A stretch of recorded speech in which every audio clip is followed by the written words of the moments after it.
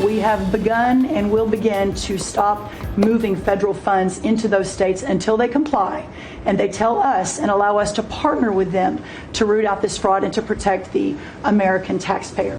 Agriculture Secretary Brooke Rollins says Wisconsin and other Democratic states could start losing federal funds used to administer SNAP, known as Food Share in Wisconsin. The Trump administration is targeting states that haven't turned over state data like the names, addresses, social security numbers, and immigrant status of people who receive benefits.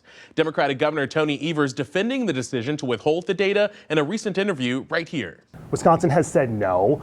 Why not give the data to see if there's any bad apples or fraud within the system? Well, that system is analyzed every single year, and we feel confident in it. So, the idea that they're asking for this information, they're looking for ways to get out of doing it, frankly, and that is inappropriate. I mean, we have people in the state of Wisconsin that need help making sure they're having nutritious meals, and so we feel the program right now is working just fine.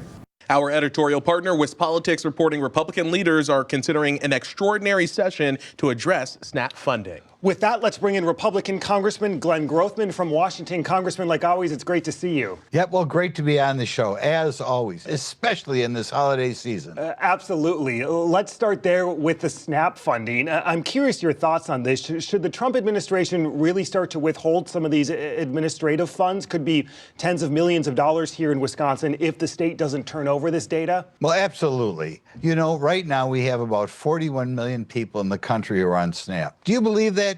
Do you believe we have 41 million citizens in this country who it's necessary to have the government buy them their food? I don't believe that. It just screams of some cheating going on somewhere, and particularly at a time where we may have 15 or 20 million illegal aliens in the country.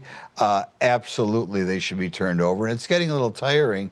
Here in Washington, these SNAP benefits are paid for with federal dollars. So we have every right to make sure the states are not giving these dollars to somebody they shouldn't.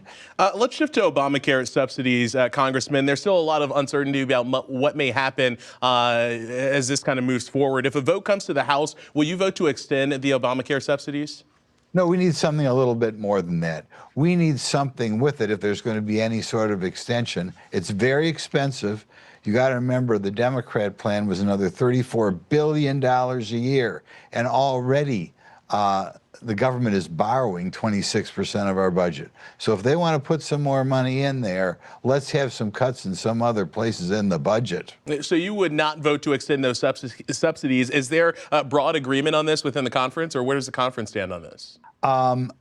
I don't know whether we get to 218. The vast majority of Republicans know we have a fundamentally broke system, and we don't want to keep propping it up, particularly when we're so broke in the first place. There is some reporting late this week that Speaker Johnson is discussing some type of health care bill that could be on the floor before the end of the year. Do you have any details yet? Has he talked with Republicans about what that may look like? Not in depth. I think you're going to see an expansion of HSAs. Hopefully we'll do something with drug prices. I know President Trump is just itching to go after the drug companies for charging too much. This was one of the issues that Marjorie Taylor Greene referenced in terms of her resignation. We've seen Congresswoman Stefanik attacking Speaker Johnson this past week. Do you have confidence in the Speaker headed into the midterms? It's a very difficult situation. You got to remember, at any given time, you can only lose 3 or 4 votes out of 218. And the press will make heroes out of people who stand up to Speaker Johnson, which is kind of frustrating. Particularly have somebody like Elise Stefanik, been a leader there a long time, running for governor in New York. Why is she out there punching Mike Johnson in the nose? Obvious, right? She's running for a big election and she wants to become more well-known. And if a vote on subsidies does come to the House before the end of the year, does it pass the House?